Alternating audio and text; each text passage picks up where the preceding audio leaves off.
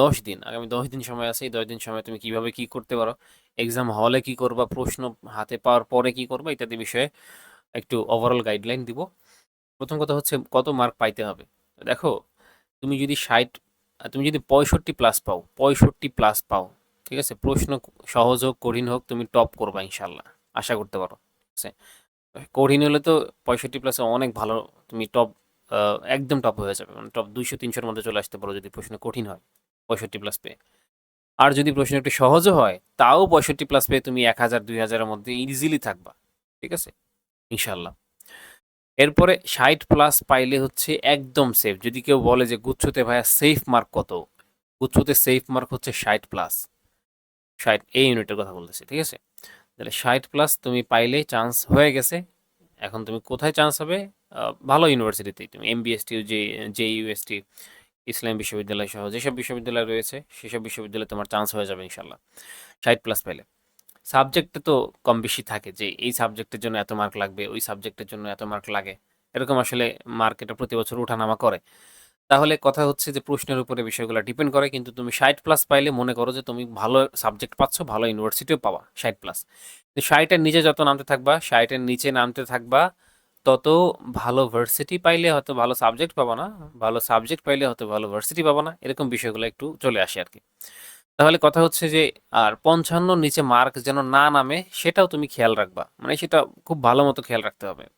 আর প্রশ্ন কঠিন হইলে সেটা হচ্ছে অন্য হিসাব, মানে প্রশ্ন গতানুগতিক যেরকম হচ্ছে, ধরো গতবারের কথা বলি, গতবারে যেরকম হয়েছে 24-25 সেশনে, এরকম প্রশ্ন হলো যেন 55 নিচে মার্ক না নামে, সেভাবে তোমাকে ব্যাপারটা দেখতে হবে। ঠিক আছে, এখন তুমি ধরো 60 প্লাস পাইতে চাও, তাহলে তোমাকে কয়টা, সেকেন্ড প্রশ্নে আসি, সেকেন্ড প্রশ্নে আসি যে আসলে তোমাকে এখন কয়টা প্রশ্ন দাগাইতে হবে সেটা, এটা আমি একটু মুছে দিই। যে দেখো, এখানে তুমি দেখো যে আমি আসলে এখানে কত মার্ক পাইতে হবে এটা দেখো লিখে রাখছি, যে 71.25 পেয়ে এমবিএসটি সিএ সিট পাইছে গতবার। এরপরে 975তম হয়েছে, সে 65.50 পাইছিল এক্সামে, এবং জাস্টের মাইক্রোবায়োলজিতে পড়তেছে গত বছরের। তো এই বিষয়গুলো একটু লিখে রাখছিলাম। আর আসলে কি বলে, 3000, 4000 এরকম পজিশনেও ভালো ভালো মানে সাবজেক্ট পাইছে। আর যশোর বিজ্ঞানে না পাইলে হয়তো পরের গুলাতে পাইছে, পাবনা বিজ্ঞান প্রযুক্তিতে পাইছে বা এরকম। আচ্ছা, এখন কয়টা প্রশ্ন দাগাবা সেটা হচ্ছে খুব গুরুত্বপূর্ণ প্রশ্ন। দেখো, তোমার কাছে হচ্ছে 100টা এমসিকিউ আছে, 100টা এমসিকিউ আছে। এখান থেকে দেখাই, তোমার কাছে 100টা এমসিকিউ আছে। তার মধ্যে তুমি যদি 70টা কারেক্ট দাগাও, তুমি ধরো এক্সামে 70টা কারেক্ট দাগাই ফেলছো, তুমি এখনো 30টা কোশ্চেন দাগাও নাই। ঠিক আছে, 70টা কারেক্ট দাগাই ফেললে তুমি যদি এখন আরো যে 30টা আছে সেই 30টা ভুল দাগাও, সাপোজ সেই 30টা তুমি ভুল দাগাইছো, কি দাগাইছো, তাহলে মোট 100টাই দাগাই দিছো, 70টা কারেক্ট দাগাইছো, তুমি শিওর যে 70টা শিওর দাগাইছো, এগুলো হয়ে যাবে, 70টা হবে। বাকি 30টা তুমি ভুল দাগাইছো, তাহলে 30 গুণ 0.25, হ্যাঁ, তাহলে 3×25=75, মানে 7 কাটা যাচ্ছে। তাহলে এখান থেকে 7 কাটা গেলেও তোমার হচ্ছে মানে কত আসতেছে আসলে, 62.25 আসতেছে না, এরকম আসতেছে না? মানে তুমি দেখো তাহলে তুমি কতগুলা কারেক্ট দেখাচ্ছ, এইটা খুব গুরুত্বপূর্ণ আসলে। হ্যাঁ, কতগুলা কারেক্ট দেখাচ্ছ, তুমি 70টা কারেক্ট দেখাই ফেললে যদি সব ভুলও দেখাও, মানে বাকি 30টা ভুলও দেখাও, তাও তোমার চান্স হয়ে যাচ্ছে। কিন্তু কথা হচ্ছে যে তুমি যদি 50টা কারেক্ট দাগাও আর 20টা ভুল, 50টা কারেক্ট দাগাইছো আর 20টা ভুল দাগাইছো, তাহলে তোমার মার্ক দেখো 20 গুণ 0.25, তাহলে 5 মার্ক কাটা চলে যাচ্ছে, 5 মার্ক নেগেটিভ। তোমার এখানে 5 মার্ক মাইনাস হচ্ছে, তুমি পাচ্ছ হচ্ছে 45, এবং তোমার চান্স মিস হয়ে যাচ্ছে। হ্যাঁ, বা তুমি ধরো আরেকটু কম পাইলা, 40 পাইলা। তাহলে দাগাইতে হবে কয়টা, এটা ডিপেন্ড করবে তুমি সঠিক দাগাইছো কয়টা। তো প্রথমে প্রশ্নপত্র খুব দ্রুত, খুব দ্রুতই আসলে প্রশ্ন আসা, প্রশ্নপত্র হাতে পাওয়ার পর করণীয় সেটা পরে বলতেছি। তো এখন প্রশ্ন তোমাকে কয়টা দাগাইতে হবে সেটা ডিপেন্ড করবে যে তুমি কয়টা সঠিক উত্তর দাগাচ্ছ সেটার উপরে। কাজেই ম্যাক্সিমাম সঠিক দাগাইতে হবে, এবং যে চান্স পাওয়ার মতো বা যে চান্স পাবে সে অবশ্যই ম্যাক্সিমাম সঠিক উত্তর দাগাবে। হ্যাঁ, সে তো আসলে 50টা সঠিক দাগিয়ে 20টা ভুল দাগাবে না। আর 50টা দাগিয়ে 50টা, এখন কথা হচ্ছে এখানে একটা কথা আছে, এই যে 30টা তুমি দাগাইছো এই 30টাই কি ভুল হয়ে যাবে? ভুল হবে না, 30টার মধ্যে অনেকগুলো কারেক্ট হয়ে যাবে। এরপরে এই যে 20টা ভুল দাগাইছো এই 20টার মধ্যে যদি তোমার 5টাও কারেক্ট হয়ে যায়, হ্যাঁ, তাও তোমার জন্য আসলে প্লাস পয়েন্ট। তো এখন তুমি আসলে কিভাবে বুঝবে যে তোমার এটা হবে নাকি হবে না, কারেক্ট হবে কি হবে না? আমি যেটা বলবো যে আসলে যদি তুমি খুব ভালো মতো ভিডিওটা আসলে সবগুলা কথা একটু পর্যবেক্ষণ করো, ভালো মতো বুঝো, তাহলে বুঝতে পারবা। যদি তুমি দেখো যে এক্সামে তুমি 60টা দাগাইছো, তোমাকে অবশ্যই আরো 10টা, অ্যাটলিস্ট আরো 10টা তোমাকে দাগাইতে হবে। মাথায় রাখতে হবে এই বিষয়টা। তোমাকে অ্যাটলিস্ট আরো 10টা দাগাইতেই হবে, কারণ এবারে আমার পরিচিত স্টুডেন্ট এরকম অনেকে আছে, জাহাঙ্গীরনগরে এই কাজটা করছে, যে সে 80টার মধ্যে 58টা পারছে, 58টা দাগাই দিয়ে চলে আসছে, আর দাগায় নাই। এটা কি কোনো কাজ? এটা করলে তো তোমার আসলে সমস্যা হয়ে যাবে। মানে এখানে নেগেটিভ মার্কিং যেহেতু কম ছিল জাহাঙ্গীর, আচ্ছা যাই হোক, ওটা নিয়ে আলোচনা না করি। তাহলে এই যে 60টা দাগাইছো, 60টা তুমি শিওর দাগাইছো, তাহলে আর 10টা দাগাও না, 10টার মধ্যে আর 5টা কারেক্ট হয়ে যেতে পারো তো। এরকম তো না যে সেগুলো তুমি 10% পারতেছো, সেই অপশনগুলো 10% তুমি শিওর, এরকম তো হবে না। যেহেতু এত পড়াশোনা করছো, দেখবা যে 50-50, অ্যাটলিস্ট 50-50 চলে আসবে। অ্যাটলিস্ট দুইটা অপশন 50-50 থাকবে, যে এটা হতেও পারে, নাও হইতে পারে, এই দুইটার মধ্যে যে কোনো একটা হইতে পারে, দেন তোমাকে একটা দাগাইতে হবে। এরকম 10-15টা কোশ্চেন, বা অ্যাটলিস্ট 5 থেকে 7টা কোশ্চেন এরকম দাগাইতে হইতে পারে, সিচুয়েশন অনুযায়ী। এখন এটা আমি আসলে কাদের ক্ষেত্রে বলছি আশা করি বুঝতে পারছো। যদি এরকম হয়, যদি এরকম হয় যে যদি এরকম হয় যে তুমি আহ 80টাই কারেক্ট দাগাই ফেলছো, তাহলে তোমার আর ভুল দাগানোর তো দরকার, আর ভুল দাগাও বা না দাগাও কোনো ম্যাটার করে না, বা তুমি রিস্ক নেওয়ারও দরকার নেই। বাকি যে 20টা প্রশ্ন আছে তোমার রিস্ক নেওয়ার দরকার নেই। 80টা কারেক্ট যখন দাগাই ফেলছো, যে 80টা কারেক্ট দাগাইছে তার তো চান্স হয়ে গেছে, তার আর আসলে রিস্ক নেওয়ার কিছু নাই। যে আসলে 60টা কারেক্ট দাগাইছে, তাকে একটু রিস্ক নিয়ে প্লাস আরো কয়টা দাগাইতে হবে, 15 থেকে 20টা আরো দাগানোর চেষ্টা করতে হবে আর কি। হ্যাঁ, এইটা চেষ্টা করতে হবে। এই 15-20টার মধ্যে তোমার যত কারেক্ট হবে, তত এটার জন্য এটা এদিকে প্লাস পয়েন্ট তোমার জন্য। আর যদি তুমি না দাগায় আসো, এই 60-এর মধ্যে দেখবা আরো 5 মার্ক কমে গেছে। ঠিক আছে, তোমার মনে হয়েছে যে 60টা তুমি 60 মার্ক পাবা, বাট দেখবা যে 5 মার্ক কমে গেছে। তাহলে আশা করি এই স্ট্র্যাটেজিটা বুঝতে পারছো। তুমি যদি 40টা কারেক্ট দাগায় হলে বসে থাকো, এক্সাম হলে 40টা দাগায় বের হয়ে আসো, তাহলে তুমি আগেই হার চান্স মিস। তুমি যদি 50টা দাগায় বের হয়ে চলে আসো, 50টা দাগে বের হয়ে চলে আসো, তাহলেও তো এটা প্রবলেম। তোমাকে অ্যাটলিস্ট জিএসটিতে সবাই 70-এর আশেপাশে অ্যাটলিস্ট দাগাইতে চেষ্টা করবা, ঠিক আছে? প্রশ্ন অনেক বেশি কঠিন হয়ে গেলে, ইঞ্জিনিয়ারিং টাইপ হয়ে গেলে, সেটা অন্য হিসাব, ঠিক আছে? সেটা তো হবে না আশা করি। প্রশ্ন দেখবা যে স্ট্যান্ডার্ড হবে, মোটামুটি সহজ হবে ইনশাল্লাহ। সেখানে তুমি হচ্ছে 70-এর আশেপাশে দাগানো, এটা আমি সাজেস্ট করবো। তবুও তুমি এক্সাম হলে সিচুয়েশন অনুযায়ী তুমি দাগাবা। আচ্ছা ঠিক আছে, এই এই পয়েন্টে আলোচনা শেষ। এখন আসো যে পরের পয়েন্টে আলোচনা, প্রশ্নপত্র হাতে পাওয়ার পরে এক্সাম, এর প্রশ্নের এই প্রশ্নের আগে আমি পরের প্রশ্নটা বলি, পরীক্ষার 7 দিন আগে কি করবা? পরীক্ষার 7 দিন আগে তুমি হচ্ছে যেটা করবা, আমি এখানে লিখে বলি, তুমি সাবজেক্ট ভিত্তিক রিভিশন দিবা, সরি পেপার ভিত্তিক রিভিশন দিবা। পেপার ভিত্তিক, পেপার রিভিশন। তুমি যদি পেপার রিভিশন দিতে পারো, তুমি ভালো করার পসিবিলিটি বাড়বে। পেপার রিভিশনে কি কি কি পড়বা? পেপার রিভিশনে কোশ্চেন ব্যাংক সলভ করবা, অনুশীলনী পড়বা, ঠিক আছে, অনুশীলনীর এমসিকিউ পড়বা, কাজ শেষ। আর কিছু পড়তে হবে না, বিশেষ করে পেপার রিভিশনের কেমিস্ট্রি এবং ফিজিক্সে কথা বলতেছি। এবং কোশ্চেন ব্যাংক অনলি ম্যাথ, ম্যাথের ক্ষেত্রে অনলি কোশ্চেন ব্যাংক। হ্যাঁ, ম্যাথের ক্ষেত্রে অনলি কোশ্চেন ব্যাংক রিভাইজ করো, জাস্ট প্রিভিয়াস কোশ্চেনগুলো সলভ করো টপিক ওয়াইজ। এবং সালভিত্তিকটাও দেখো, লাস্ট 5-6 বছরে জিএসটিতে যে সালভিত্তিক কোশ্চেনগুলো হয়েছে এগুলো একটু দেখো। ইসলামী বিশ্ববিদ্যালয়ের কোশ্চেন একটু ভালো মতো সলভ করো লাস্ট 2-3 বছর, এগুলো দেখবা কমন আসবে, আশা করা যায়। পেপার রিভিশন দিবা। এরপরে তুমি যেটা করবা যে তোমার কোনো নোট থাকলে সেটা রিভিশন দিবা, যেটা তোমার রিভিশন ম্যাটেরিয়ালস হিসেবে আগেই তৈরি করে রাখছিলা। অনেকে প্রশ্ন ব্যাংক অ্যানালাইসিস নোট তৈরি করছিলা, তো সেটা এই নোটটা রিভিশন করো। নিজে যেই নোট বানাইছো সেই নোট রিভিশন করো, অনেক কাজে দিবে। আর মূল বই শুধু বায়োলজি, দেখো বায়ো, বায়ো মূল বইটা একটু পড়ো। বায়ো মূল বইটা রিভাইজ করো, যারা দাগায় পড়ছিল বই তারা আবার একটু মূল বইটা পড়ো, রিভাইজ করো। আর পেপার মানে মানে প্রত্যেকটা ফার্স্ট পেপার, সেকেন্ড পেপার, হ্যাঁ, প্রত্যেকটা সাবজেক্টের ক্ষেত্রে কোশ্চেন ব্যাংক এবং অনুশীলনের এমসিকিউ গুরুত্ব দিবা, বিশেষ করে ফিজিক্স কেমিস্ট্রি। আর ম্যাথের ক্ষেত্রে অনলি কোশ্চেন ব্যাংক। ওকে, এই কাজগুলো করো। এবং তুমি এক্সামের 7 দিন আগে, আমরা এটা শেষ করছি, এটা শেষ করছি, এবং এখন এইটাতে আছি, 4 নং পয়েন্টে আছি। তো তুমি হচ্ছে মডেল টেস্ট দিবা। মডেল টেস্ট লাস্ট 10 দিনে অ্যাটলিস্ট 4-5টা মডেল টেস্ট দেওয়ার চেষ্টা করো, যেখানে ভর্তি আসো, এক্সাম ব্যাচে আসো, আমাদের কোর্সে যারা আছে এক্সাম দিচ্ছে, তাদেরকে এই যে paper revision plus exam, paper revision plus paper ভিত্তিক এক্সাম, এইটাও অনেক কাজে দিবে। এবং লাস্ট, এবং এটা তোমাকে অবশ্যই করা উচিত আসলে, সেটা হচ্ছে ওএমআর প্র্যাকটিস। ওএমআর প্র্যাকটিস ঘড়ি ধরে, ওএমআর প্র্যাকটিস করো ঘড়ি ধরে, অনেক কাজে দিবে। মানে তুমি নার্ভাসনেস কাটায় উঠতে পারবা। তুমি দেখ, এই যে ওএমআর প্র্যাকটিসটা তোমার আসলে ফুল মডেল টেস্ট দিতে হবে এরকম না, অনেকের বাসায় মডেল টেস্ট দেওয়ার ধৈর্য থাকে না। সেক্ষেত্রে তুমি যেটা করবা, তুমি 20টা প্রশ্ন নাও। এটা কি আসতেছে লেখাটা নাকি আমার, এটা মুছে, আচ্ছা, আমি যে পেপার রিভিশন লিখছি, পেপার রিভিশন লেখাটা আমার জন্য, আমাকে দেখতে পারতেছো হয়তো, এই জন্য লেখাটা মুছে গেছে। যাই হোক, সমস্যা নাই। তাহলে এরপরে দেখো যে আমরা এইখানে ছিলাম।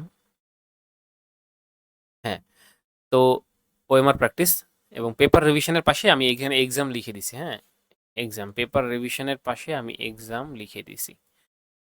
পেপার ওয়াইজ এক্সাম দিবা। আর যদি পেপার ওয়াইজ এক্সাম না দিতে পারো তাহলে কি করবা, আচ্ছা, মানে যে ওএমআর প্র্যাকটিস যদি না করতে পারো তাহলে কি করবা, 20টা প্রশ্ন নিবা। 20টা ফিজিক্সের 20টা প্রশ্ন তুমি নিচ্ছ, বা হচ্ছে মানে তুমি দেখবা যে আম, সহায়ক বইতে প্র্যাকটিস থাকে। তো এরকম 20টা প্রশ্ন তুমি ফেস করো, এবং টাইম দিবা অনলি 10 মিনিটস।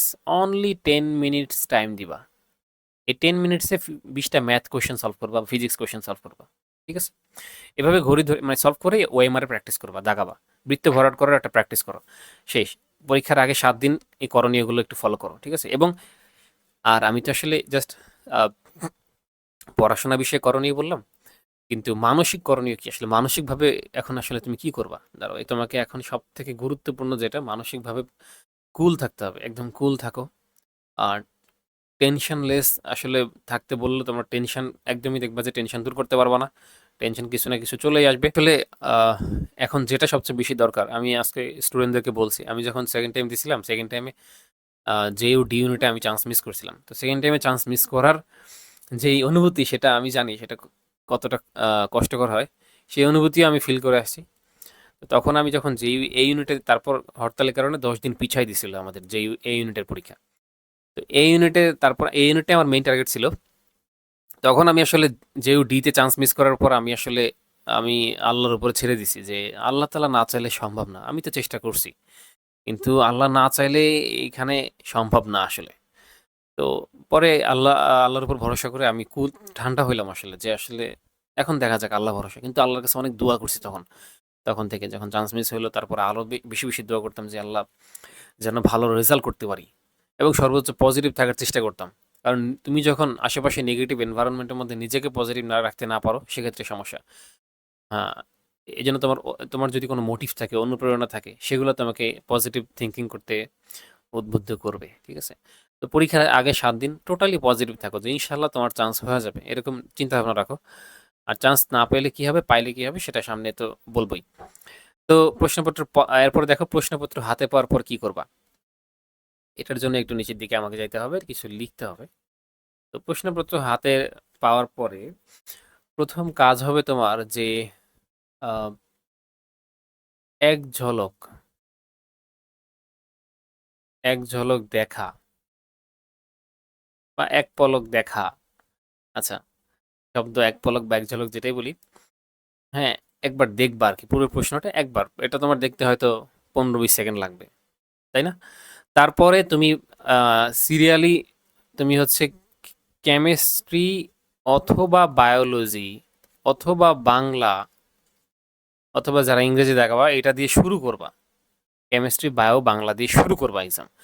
যখন তুমি বাংলা দাগাবা, দেখবা যে এক দেখায় অনেকগুলো অ্যান্সার করে ফেলতে পারতেছো, অনেকগুলো তুমি, যে ম্যাথ ম্যাথ দিয়ে শুরু করছে সে আসলে বোকামি করবে। কারণ কি, ম্যাথে সে আসলে প্রথমে অনেক টাইম দিয়ে দিবে, দেন দেখা যাবে আসলে ম্যাথ সে প্রথম 20 মিনিটে বা প্রথম 10 মিনিটে একজন ম্যাথ দাগাইছে হচ্ছে 10টা, প্রথম 10 মিনিটে একজন বাংলা 20টা দাগাই ফেলছে, দাগিয়ে সে পরে কেমিস্ট্রিতে চলে গেছে। তাহলে এই জায়গায় আসলে সে বেনিফিট পাইছে। মানে ম্যাথ দাগিয়ে দিকে যদিও কম মার্ক পেয়ে অনেকে চান্স পাবে, কিন্তু আসলে কিছু ব্যাপার আছে যে শুরুতে তুমি কোনটা অ্যান্সার করবা। তো শুরুতে অনেক কঠিন। আচ্ছা, এটা আমি একটু বলি যে, আচ্ছা, কেমিস্ট্রি, বায়ো এবং বাংলা এগুলো দিয়ে অ্যান্সার শুরু করবা, যে কোনো একটা দিয়ে। আর তারপরে এগুলো আসলে প্রথম 10 মিনিট টাইম দেবা। এখানে প্রথম 10 মিনিট প্রথম 10 মিনিটের বেশি এগুলোতে টাইম দিবাই না। যদি তুমি ধরো ধরো তুমি এখানে বায়োলজি দিয়ে শুরু করছো, বায়োলজি 25টার মধ্যে তুমি হচ্ছে মাত্র 15টা কোশ্চেন এক দেখায় পারছো। ওকে, 15টা দাগায় তুমি চলে যাবা এরপরে অন্য সাবজেক্টে। হ্যাঁ, অন্য সাবজেক্ট চলে যাবা। অন্য সাবজেক্ট সাপোজ হচ্ছে আমি ধরলাম তুমি এখানে বায়ো দাগাইছো, তারপরে কেমিস্ট্রিতে যাবা, সেখানে দিবা হচ্ছে 12 থেকে 15 মিনিট, ঠিক আছে। এখানেও তুমি হচ্ছে 10 মিনিট ধরো, বাট 10 মিনিটে হবে না, হয়তো 15 মিনিট 12 মিনিট ধরো, 15 মিনিটই ধরো। এখানে 15 মিনিট টাইম দিবা, তারপরে ফিজিক্সে আসবা, ফিজিক্সেও তুমি হচ্ছে অ্যাটলিস্ট 15 মিনিট টাইম দিবা, লাগবে। 15 বেশিও লাগতে পারে, 15 × 30 আর এখানে 10 × 40।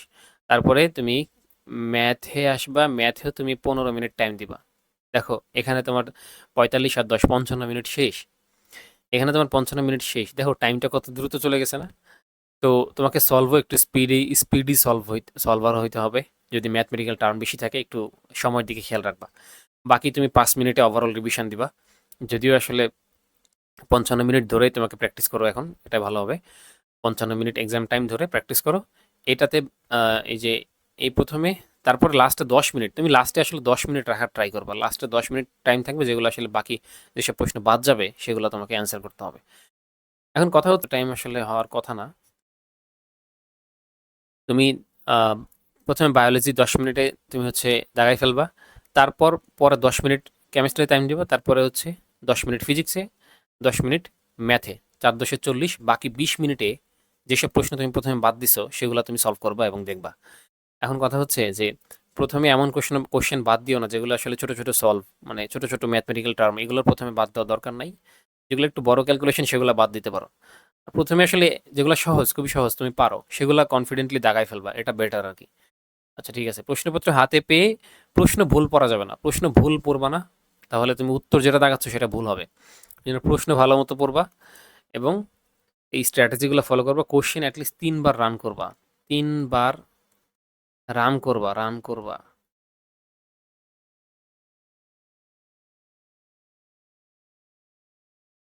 কোশ্চেন অ্যাটলিস্ট 3বার রান করার ট্রাই করবা, মানে পুরো কোশ্চেনটা 3বার অ্যাটলিস্ট দেখবা ভালোভাবে। প্রথমবার এক দেখায় ভালো মতো সলভ করবা, মানে এক দেখায় যেগুলো সহজ প্রশ্ন পারো সেগুলো দেখাবা। তারপরে যেগুলো বাকি রাখছিলা পরে এগুলো আবার আরো 2বার পুরো প্রশ্নটা একবার সিরিয়ালি যাবা আর কি, ঠিক আছে। তো এই বিষয়গুলো একটা খেয়াল রাখবো। প্রথম দেখায় অনেক কিছু অনেক সময় মনে পড়ে না, পরে আবার সেকেন্ড যখন আবার দেখো তখন অনেক কিছু মনে পড়ে। সো প্রথমে যদি কোনো প্রশ্ন না পারো, আর প্রথমে কোনো কোশ্চেনে কঠিন কোশ্চেনে হাত দিবা না। প্রশ্নপত্র পাওয়ার পরে কোনো কঠিন কোশ্চেনে বা বড় ক্যালকুলেশনে হাত দিবা না। এক দেখায় পারা যায় এরকম অনেক কোশ্চেন আছে, কেমিস্ট্রির, বায়োলজির, ফিজিক্সেরও থিওরিটিক্যাল কোশ্চেন আছে যেগুলো এক দেখায় উত্তর করা যায়, সেগুলোতে হাত দিবা। ওকে, তারপরে ক্যালকুলেশনে যাবা। এটা পুরো সিস্টেম কিন্তু টাইম মেইনটেনেন্সের ব্যাপার, ঠিক আছে, এটার দিকে খেয়াল রাখবা। প্রশ্ন স্কিপ করতে জানতে হবে। তুমি যদি প্রশ্ন স্কিপ করতে না পারো, একটা প্রশ্ন আটকে যাও তাহলে সমস্যা। একটা প্রশ্ন যদি আটকেও যাও তাও ওটা নার্ভাস না হয়ে, যদি ধরো একটা প্রশ্ন ধরে ফেলছো যেটা তুমি আটকে গেছো, তারপরে যদি আহ, দেখো যে এটার অ্যান্সার কোনোভাবে আসতেছে না, ওটাতে টাইম দিবা না, পরে অন্য কোশ্চেনে চলে যাও, ঠিক আছে। কারণ একটা কোশ্চেন তোমার পুরো এক্সাম খারাপ করে দিতে পারে। আচ্ছা ঠিক আছে, এরপরে দেখো 5 নাম্বার হচ্ছে পরীক্ষার আগের দিন ও রাতে আসলে কি করবা। আগের আগের দিন কিছু পড়ার দরকার নাই, আগের দিন মেন্টালি প্রিপেয়ার হবা। পরীক্ষার আগের দিন পুরো দিন আসলে মেন্টালি প্রিপেয়ার হবা। যদি কিছু মনে হয় যে না এটা একটু দেখা দরকার, তাহলে ওটা একটু দেখে নাও, সূত্রগুলো একটু দেখে নাও টুকটাক। তবে কোনো স্ট্রেস নিও না পরীক্ষার আগের দিন, জাস্ট এটা থিঙ্ক করবা যে আগামীকাল ইনশাল্লাহ আমি মানে ভালো একটা পরীক্ষা দিয়ে চান্স পাইতে যাচ্ছি ইনশাল্লাহ, ঠিক আছে। এরকম একটা মেন্টালিটি রাখো। আর পরীক্ষার আগের রাতে তাড়াতাড়ি ঘুমায় যাওয়ার চেষ্টা করবা, ঠিক আছে। পরীক্ষার আগের রাতে একটা ভালো ঘুম হওয়া দরকার, এই আর কি। পরীক্ষার আগের দিন ও রাতে, আচ্ছা ঠিক আছে। এরপরে দেখো চান্স পেলে এবং না পেলে তোমাদের এখানে আসলে অনেকগুলো পয়েন্ট আরও হইতে পারতো, হয়তো বা আমি সেগুলা স্কিপ করে গেছি বা এখানে আসলে লিখতে পারি নাই। আম, এক্ষেত্রে তোমরা কমেন্টে জানাতে পারো কোনো প্রশ্ন থাকলে। চান্স পেলে বা না পেলে কি হবে, দেখো চান্স পেলে যেটা হবে সেটা হচ্ছে তুমি আহ, মানে অনেক চেষ্টা করে একটা জিনিস পাইছো আর কি, বা একটা জিনিস তুমি অ্যাচিভ করছো, এটা তোমার একটা ভালো লাগার জায়গা মূলত। এর পরবর্তী ব্যাপার হচ্ছে যে চান্স পাইছো এবং পাবলিক বিশ্ববিদ্যালয়ে পড়তেছো কম খরচে। হ্যাঁ, যেখানে আসলে প্রাইভেট বিশ্ববিদ্যালয়ে পড়লে হয়তো অনেক অনেক খরচ লাগতো, সেখানে তুমি পাবলিক ইউনিভার্সিটিতে কম খরচে, ভালো এনভায়রনমেন্ট, মানে ল্যাব ফেসিলিটি বলো বা অন্যান্য ফেসিলিটি সেখানে ভালো, এরকম একটা জায়গায় তুমি যাচ্ছ। এবং সেখানে আসলে এর অনেকগুলো পজিটিভ দিক আছে যেগুলো নিয়ে তোমরা জানো। এবং চান্স না পাইলে কি হবে? চান্স না পাইলে আসলে তেমন কিছু হবে না। চান্স না পাইলে তোমার আসলে যেখানে তোমার তাকদিরে নির্ধারিত আছে সেখানে যাইতে হবে। আর চান্স পাইলেও, চান্স পাইছো মানে তোমার তাকদিরে এখানে লেখা ছিল, তুমি চেষ্টার ফলে এখানে যাবা, এটা। আর তুমি চেষ্টার ফলে এইখানে না গিয়ে অন্য কোথাও যাবা, সেটাও তাকদিরে একটা লেখা আছে। এবং আমরা চেষ্টা করি সব, কিন্তু সব কিছু পাই না। তো চান্স না পাইলে আসলে কিছু হবে না। ১-২ দিন, ৩ দিন, ১ সপ্তাহ হয়তো কথা শোনাবে অনেকে, বাসা থেকে কথা শোনাবে আশেপাশে। তারপরে আ আবার সবকিছু স্থিতিশীল হয়ে যাবে। চান্স না পাইলে সব শেষ হয়ে যাবে এরকম চিন্তাভাবনা করার কোনো দরকার নাই। কিন্তু চান্স পাওয়ার জন্য তোমার চেষ্টা থাকতে হবে। এটা হচ্ছে ১ম কথা। চান্স পাওয়ার জন্য তুমি চেষ্টা করো। দেখো আমরা জীবনে আসলে অনেক কিছু চাই। অনেক সময় না পেয়ে অনেক কষ্ট লাগে। ঠিক আছে? হ্যাঁ, আমার জীবনে এরকম অনেক হয়েছে যে আমি এটা এটা পাওয়ার জন্য অনেক চেষ্টা করছি। পাই নাই, অনেক খারাপ লাগছে। আমি নিজেও সেকেন্ড টাইমার ছিলাম। তাহলে মানে এরকম সবার জীবনে আছে আরকি। যে অন্য অনেক মানুষ আছে যে অন্য অনেক কিছু চায় কিন্তু ওইটা আসলে অনেক সময় অনেকে পায় না। তো না পাওয়াটা এটা আসলে আমাদেরকে মেনে নিতে হয় অনেক সময়। তো এইটার জন্য অনেক আক্ষেপ না রেখে, অনেক আফসোস না করে তোমাকে মুভ অন করতে হবে। এটা সবসময় মাথায় রাখবা। ঠিক আছে? আমি মানে যেটা বাস্তবিক আসলে যেটা করণীয়, ধরো কেউ জাতীয় বিশ্ববিদ্যালয়ে এপ্লাই করলো না। সেকেন্ড টাইমও জাতীয় বিশ্ববিদ্যালয়ে এপ্লাই করলো না। সে প্রাইভেট বিশ্ববিদ্যালয়ে ভর্তি হওয়ার নিয়ত নাই। তাহলে সে আসলে ভর্তিটা হবে কোথায়? তাই না? যদি চান্স মিস হয়, চান্স তো আসলে কেউ নিশ্চিত না। কেউ কি নিশ্চিত হয়ে গেছে যে সে চান্স পেয়ে গেছে? তো এই বিষয়গুলো আছে। তুমি যতটা বাস্তবিক হবা তোমার লাইফে ডিসিশন নিতে, তত তুমি দেখবা তুমি সাকসেস হইতে হইতে পারতেছো ভালো। মানে তুমি ইজি পাথ খুঁজে পেয়ে যাচ্ছ। ঠিক আছে? যখন তুমি বাস্তবিক হবা এর মানে তুমি ম্যাচিউর। যে আসলে ম্যাচিউর না তার পক্ষে কিছু বিষয় ডিল করা কঠিন হয়ে যায়। ঠিক আছে? আশা করি আমার কথাগুলো বুঝতে পারছো। অনেক, অনেক আলোচনা আছে যেগুলো আসলে তোমাদের কোনো প্রশ্ন থাকলে কমেন্টে জানাও।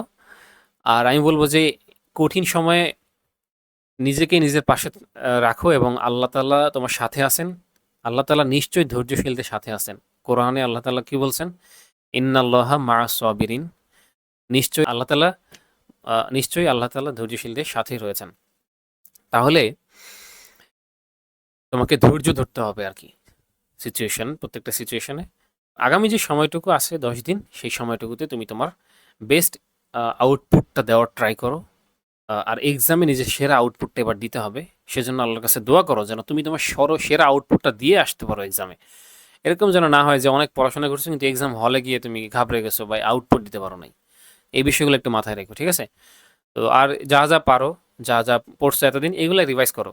কঠিন কিছু দেখার দরকার নাই, নতুন কিছু দেখার দরকার নাই। সবাই ভালো থাকো। আর ভিডিওটা দেখে থাকলে কমেন্ট করো, তাহলে আমি বুঝবো যে ভিডিও দেখছো। হ্যাঁ, তোমার বন্ধু বান্ধবদের শেয়ার করতে পারো। আসসালামু আলাইকুম।